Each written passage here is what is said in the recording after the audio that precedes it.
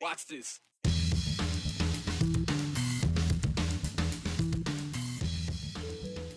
The countdown clock is officially ticking. Abortion will officially become illegal in Idaho in 30 days. But could another lawsuit against the state stop that clock? Last week, the Democratic candidate for Attorney General just dropped out of the race. Well, today, the party announced his replacement, the old switcheroo, in more ways than one. What to do with nearly $1.5 billion of surplus? Well, they figured out what to do with at least some of last year's budget excess. Spend hundreds of millions on fixing Idaho's aging infrastructure. Well, the countdown is down to 30 days. The U.S. Supreme Court issued their judgment today on the Dobbs decision, the last domino that needed to fall for Idaho's abortion ban trigger law to, well, get triggered. That would be the law they passed back in 2020, the one that will outlaw abortion altogether in Idaho, the one that said it would go into effect 30 days should Roe v. Wade be overturned. Well, the Dobbs decision did that.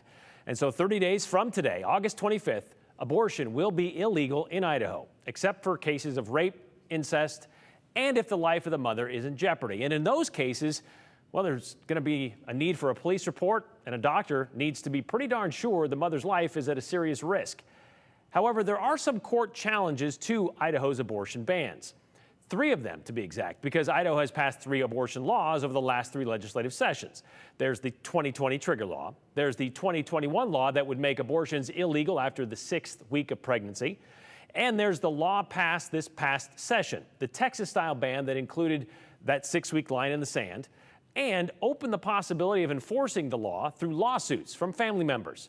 They could sue the provider, the hospital, or anyone who helped the woman get an abortion for about $20,000 apiece. Well, subsequently, Planned Parenthood filed 3 lawsuits to stop those laws, the latest just yesterday with the Idaho Supreme Court to try to stop the 2021 law. That's the 6-week ban bill. 6 weeks, by the way, is usually when a fetal heartbeat can be detected for the first time, and many women don't even know they're pregnant until about 6 weeks.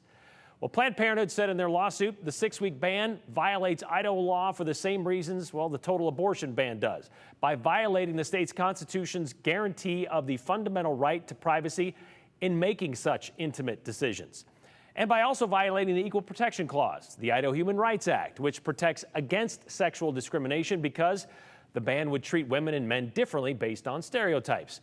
Oh, and it runs contrary to Idaho's Due Process Clause, they say, guaranteed by Idaho's Constitution, but this law is too vague, they say.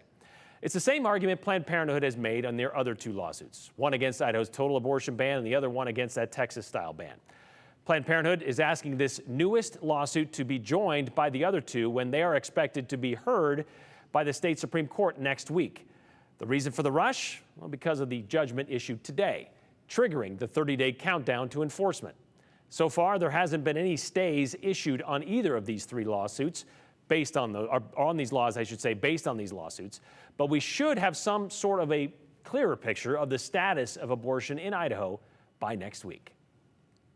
And these are the laws, by the way, that when passed prior to the U.S. Supreme Court Dobbs decision, the Idaho Attorney General's office warned would be susceptible to such lawsuits. Well, a lot has changed since those opinions were issued, including who will be Idaho's next Attorney General. With the current AG losing in the May primary, former Congressman Raul Labrador is going to represent the Republicans in November. That primary election did feature a Democratic ticket, with Steve Scanlon winning the bid for the Dems. But last week, Scanlon dropped out of the race for the general election. Why? Well, we'll get to that. But according to Idaho law, the state political party gets to choose a replacement candidate to challenge Labrador for state attorney general. And their pick? Boise attorney Tom Arkush, who was introduced at the state capitol today. Here's chief political reporter Joe Paris with that answer to why Scanlon dropped out and why Arkush stepped up. The race for Idaho attorney general is now -1 name and plus another. Winner of the Democratic primary for AG, Steve Scanlon, he dropped out. His replacement is Boise attorney Tom Arkush, who was introduced earlier today at the state capitol. Scanlon dropping out is not a surprise for the Idaho Democratic Party. It was in the cards from the beginning.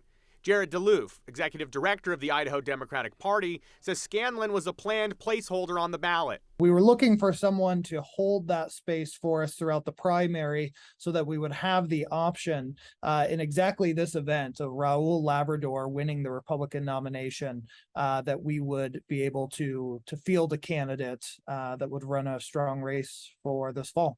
Tom Arkush may not be a name you're familiar with. He is new to running for office in Idaho. I'm in a stage in my life with my law firm where I was mostly doing mentoring, and I had the capacity and the time and the wherewithal to do it, and I was motivated, very motivated to do it when they asked. Arkush, a legal veteran with 44 years of experience, says he is not political and only recently affiliated with a political party.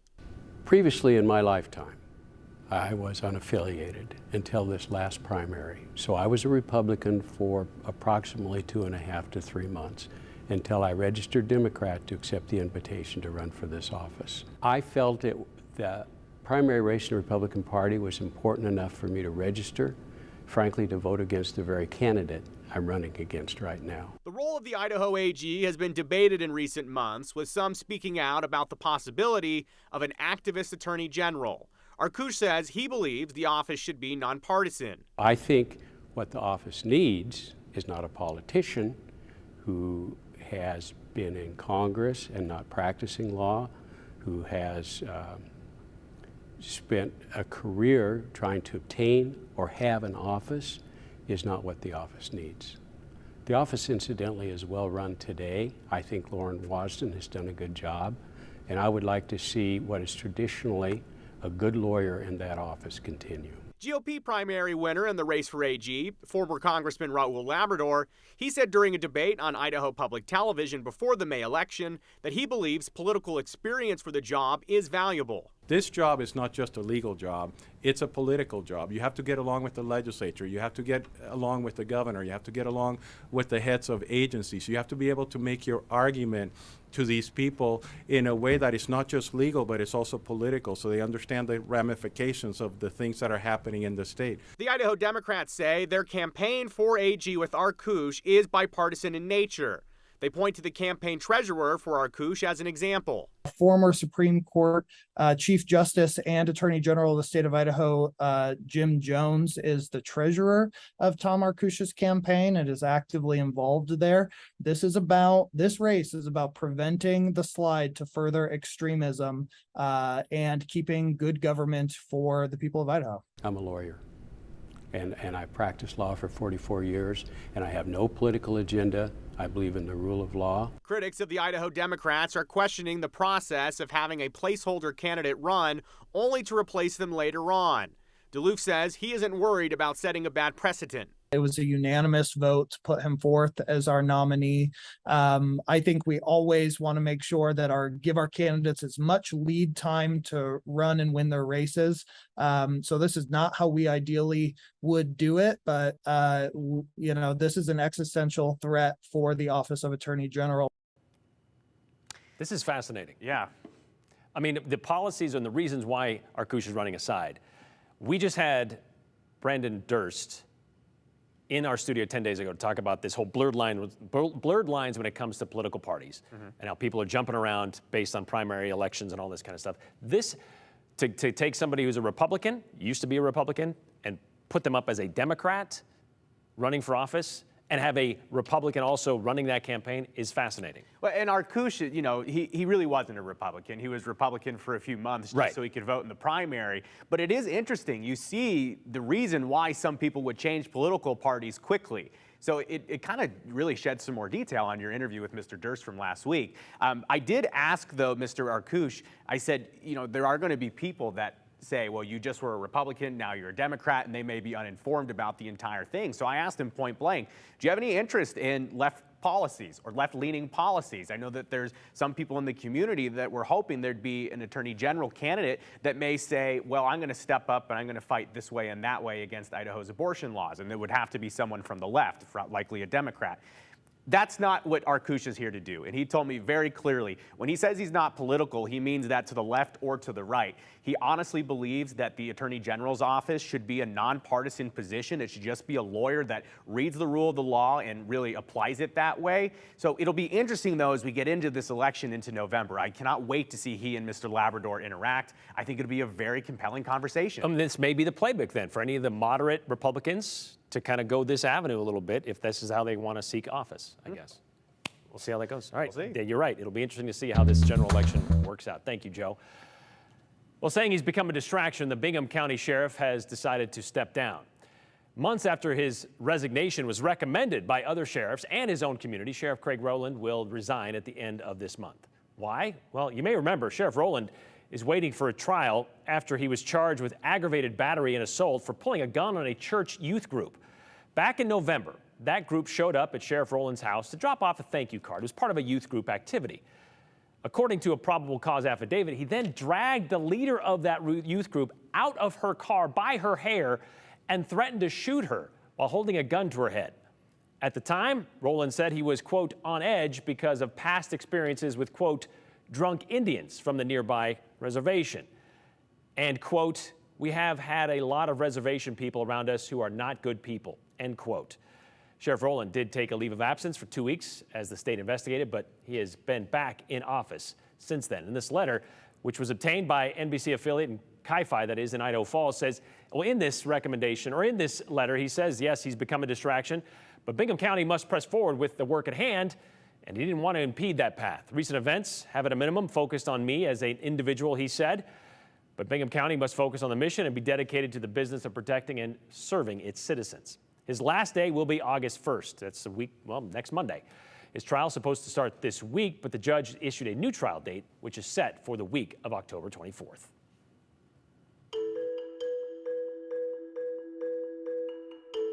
You can get married, drunk, and buried all within 1 mile of each other.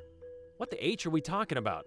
Well, there's no better way to describe one of Idaho's small towns. We're making a call to Keuterville, or is it Keuterville? You want more Idaho history? Tell us what you want to know. 208-321-5614. You know, you can send a text to us anytime. Just make sure to include your name and the hashtag, the 208. And we take your questions and comments too. And who knows, your suggestion or message could make it to the end of the show.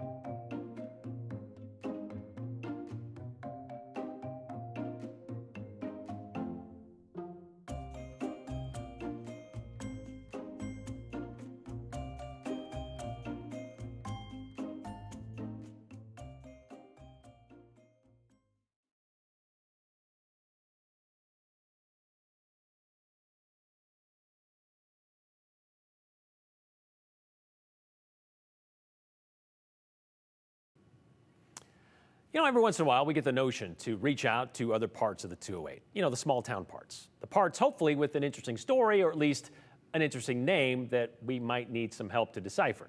We called out to places like Weippe and Tensed, from Kootenai to Kuski. Well, today, we called up a small town, also up north, to a little town near Cottonwood, who was stuck with a name it really didn't want. It began around 1880 with the first settlers being German Catholics, which is why, alongside a once thriving sawmill, it's also home to the oldest church on the Camas Prairie, built in 1888. Just one of the few little-known facts as we're getting to know Keuterville? Keuterville. Hello, Keuterville. Just one moment, please. Did you try Rowland? That's down in Cottonwood? Apparently we're on hold because, Yes, it well, is. I don't know why. Hello, I'm sorry. Oh, that's fine. Is this Linda? Yes, this is. Where are you, by the way? Do you know where Cottonwood, Idaho is? Yes.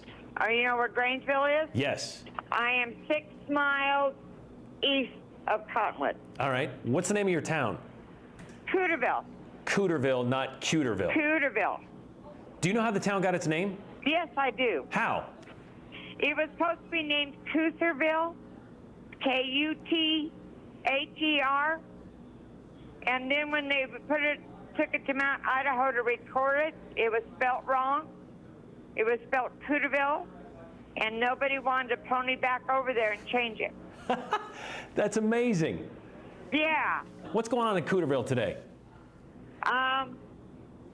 Quite a few people came for lunch, some beer drinkers, but we don't have anything outside of the church and the cemetery.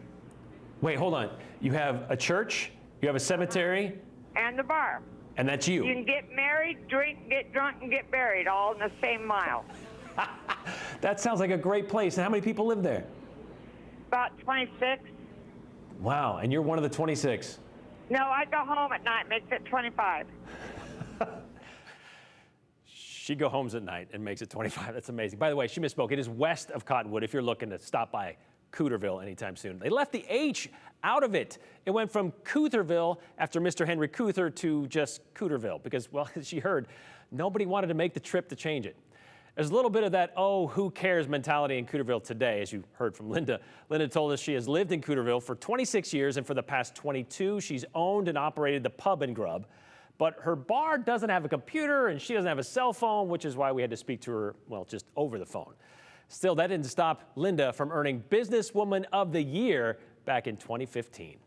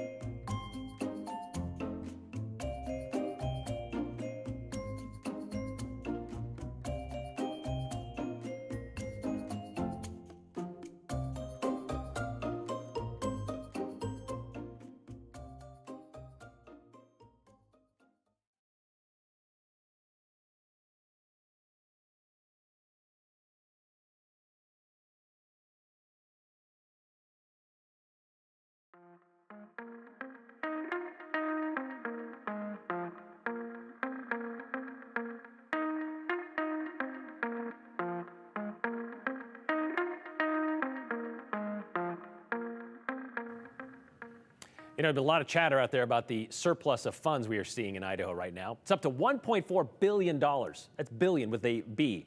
And we often hear about what we should be doing with that money, where our state should be spending it. Well, last legislative session, lawmakers voted to take $200 million out of that surplus. That would be the previous surplus, the one that originally set a record of about, I think, $800 to $900 million. Anyway, they wanted to take money out of that, $200 million, to fund local bridges and fix them up. Some roads out there that people drive every day say it is much needed.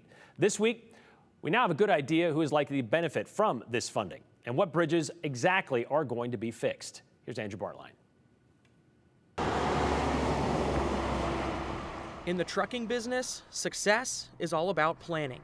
I can't wait until all my equipment is broke down or old or out of warranty. I have to stay on top of it, or else I'll go out of business. But poor planning is impacting Dolan Ward's business. He manages 30 truckers at Raft River Sod, and every day, Ward has to account for 428 outdated bridges across Idaho.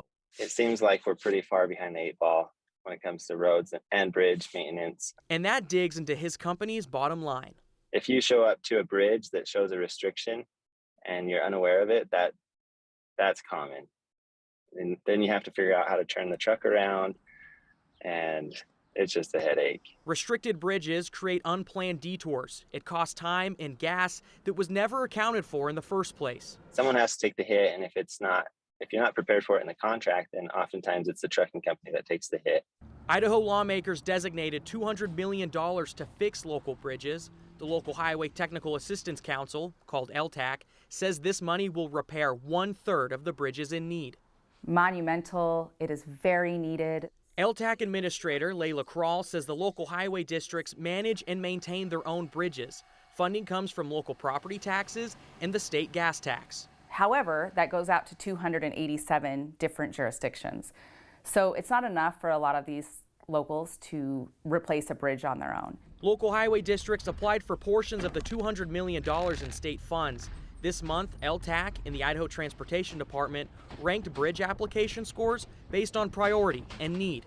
We know at least 3 projects right now that are shovel ready, that are ready to go. They just need the official word from the LTAC Council and ITD Board to say that they can move forward. Notice Parma Highway District 2 applied for funding to fix the Hexon Road Bridge. It crosses the Boise River and was built back in 1954. An ITD inspection last year concluded the bridge cannot hold more than 3 tons. That means some pickup trucks can't even use this bridge. If a diesel truck can't cross it, a fire truck can't cross it, the Amazon truck can't cross it, and definitely not any ag. The bridge is a gateway to dairy and cattle operations, and any trucker needing to get there has to take a 5-mile detour. It's not unique to see load restriction. They're everywhere. LTAC says 40% of all local bridges across the state are more than 50 years old. That's the expected lifespan of most bridges. And it's led to closures, including the Boise Street Bridge in Horseshoe Bend, originally built in 1908. And I hope that this is the beginning of a long and successful program to keep up with the local bridges in Idaho. It's a plan Ward supports. Our detours are significant. Because the bottom line for truckers depends on a plan and knowing what roads his drivers can and cannot use. I think if we stay on track and we keep making money as a state, then I think we'll be able to get on a preventative maintenance schedule.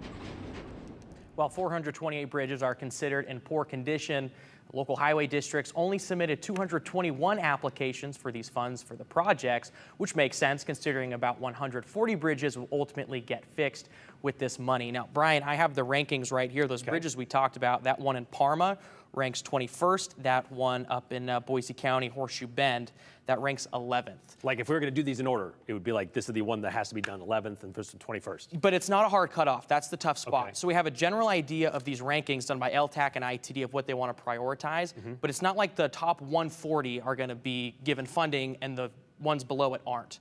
They have a general idea, but maybe there's something that ranks 200th and it's going to cost $5,000. They'll probably give that one the green light because it's quick and easy. Quick and easy. But 428 across the state. Yeah. That's pretty impressive. So this only gets a third of them done, and it'll help some truckers, but there's a long way to go after When, that. as you saw, I mean, people are still using these bridges regardless of the warnings of maybe you shouldn't. Yeah, I thought that was funny too. It said Yeah. like pickups probably shouldn't be using this. Pickup went right across it. He wasn't too worried about it. Sometimes they don't have another choice. All right, thanks, Andrew. We'll keep tabs on how they repair these bridges soon. Thanks.